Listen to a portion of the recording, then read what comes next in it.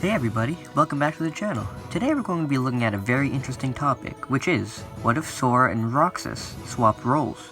This idea was suggested by I'm a Panda over on Amino, so go give them a follow, link in the description. Now as you could probably see from their post, they're going to try to swap Roxas, Axel, and Xion with Sora, Riku, and Kairi. Now instead of just doing exactly that and just swapping their roles, I'm going to change up a lot of backstories and try to make this swap fit to the story. So to start this story proper, we have to go all the way back to Birth by Sleep. Now for the first half of Birth by Sleep, everything plays out as it does in canon, until Ventus arrives in Radiant Garden. When Ventus arrived at the castle, where Ansem the Wise is doing his research, Evan commented that a heart stripped of darkness is very interesting. Now in this scenario, I'm going to say he's so interested in Ventus that he follows him all throughout his adventure in Radiant Garden, and witnesses the incredible power he has with the Keyblade. Evan returns to his master Ansem the Wise and told him of the boy with his heart stripped clean of darkness, and his mastery over the Keyblade.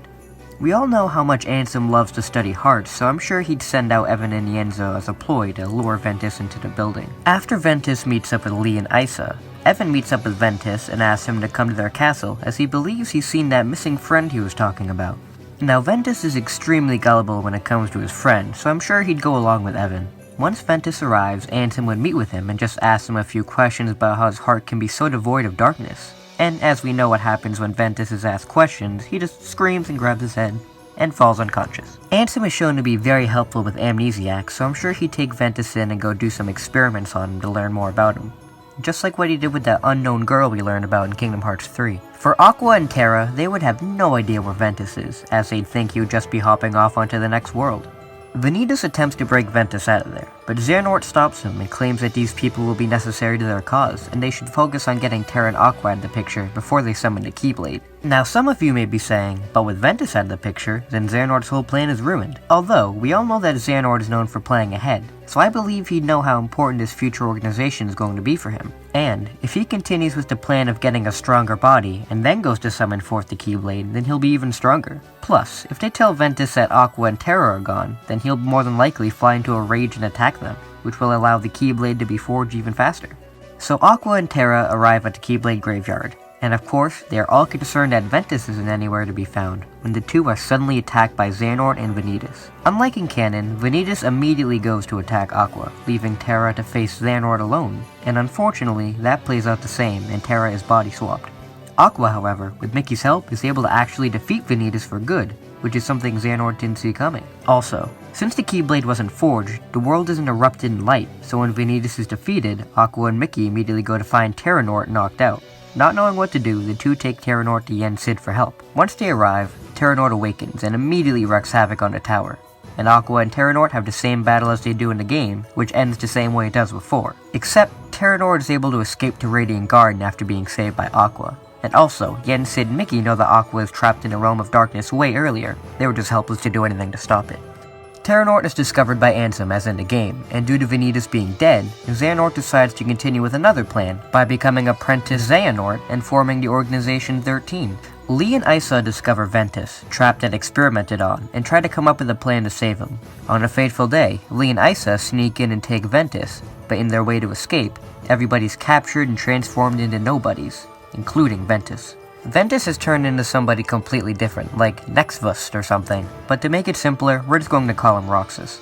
Although, once Axel and Roxas are formed, Axel still has enough fight in him to take the sleeping Roxas and escape, and just like what Ventus did in Birth by Sleep, he summons his Keyblade and sends the two away, this time to Destiny Islands. Now you again may be wondering how Axel was able to escape, and this is because this time, his resolve to save Ventus was way stronger, since he actually knew who he was and wanted to save him really badly, which didn't make him the most loyal to Xehanort.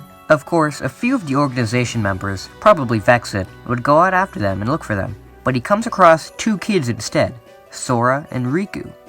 Vexit can sense the power of the Keyblade in Riku, and a faint glimmer of magic in Sora, so he kidnaps the two kids and brings them back to the organization headquarters.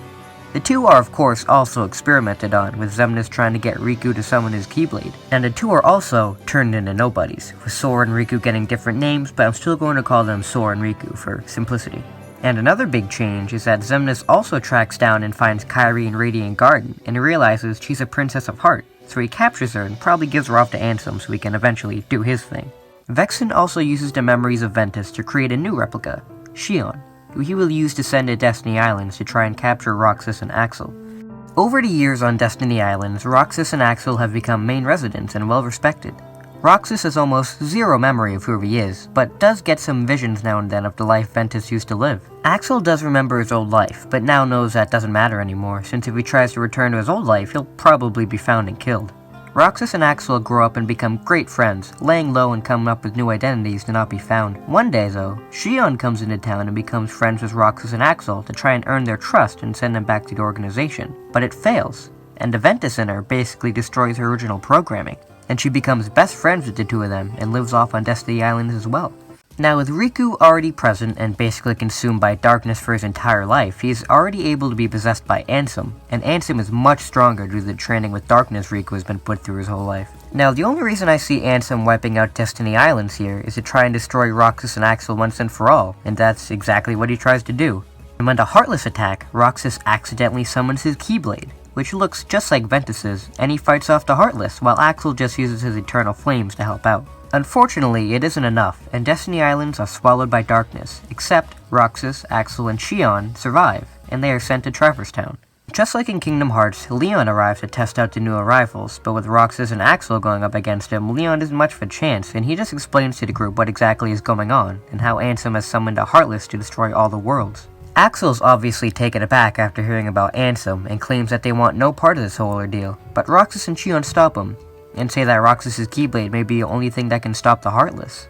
Axel doesn't want to be found by anybody in the organization, but he knows Roxas and Xion will just run off anyway, with or without him, so he tags along. They come across Donald and Goofy, and the whole group go off in the Gummy Ship to save the worlds from darkness, and restore their own. Basically, Kingdom Hearts plays out with Roxas, Axel, Xion, along with Donald and Goofy, going throughout the Disney worlds trying to find Ansem. However, when the group make it to Wonderland, when the card soldiers are attacking everybody, Xion summons her own Keyblade to help fight, and everybody is astonished seeing another Keyblade wielder. Over the course of the Disney worlds, Roxas and Xion improve upon their skill with the Keyblade, and when they come up on Agrabah, I'd say that the group is able to defeat Jafar early and rescue Jasmine before she can be captured by Maleficent. The group realize that Jasmine won't be safe in Agrabah, so they send her to Traverse Town so Leon and the group can watch after her. Unfortunately, when they arrive in Traverse Town, Maleficent isn't happy about the princess being stolen from her, so she heads to Traverse Town as well to put a stop to the group's meddling. Once Maleficent arrives, Roxas starts getting flashes of memory when Ventus battled Maleficent, and he is unable to fight. Luckily, Xion and Axel are able to hold her off long enough until she is badly injured and escapes to Hollow Bastion, with the group in hot pursuit. Luckily, in Hollow Bastion, there isn't anybody to steal a Keyblade, so the trip is easier, except when the group come across Ansem and fight him off to try and save the keyhole. Ansem, unfortunately, is too powerful for them, and they're all knocked away. And just when all hope seems lost, Axel summons his Keyblade and is able to knock Ansem away into the keyhole, and the group escape.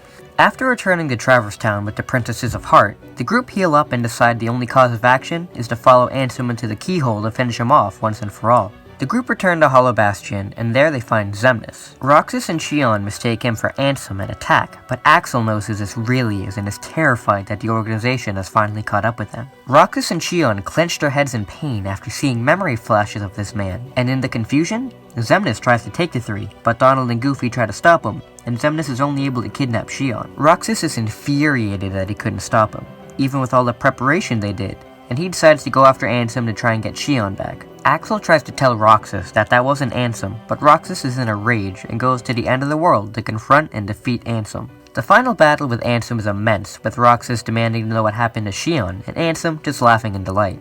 Just like in the games, Roxas is prone to be more aggressive. That I'll say, plus with the extra rage boost he has over wanting to find Xion, he's able to defeat Ansem all by himself. After Ansem is defeated, when Roxas and Axel attempt to close Kingdom Hearts, they realize they can't by themselves. However, Mickey and Aqua arrive on the other side to help close Kingdom Hearts. Before the door is sealed, Aqua tells Roxas that she is happy that she could see him again, and she closes the door along with Mickey. The worlds are restored, and Roxas, Axel, Goofy, and Donald go off to try and find Xion and save King Mickey and that mysterious girl. And that's where we're going to leave it for right now. This one is a very tough one to write, but I hope I made it a worthwhile watch for everybody. And don't worry, next time we'll be diving into what Sora, Riku, and Kairi were doing during this whole adventure. So, until we meet again guys, see you later!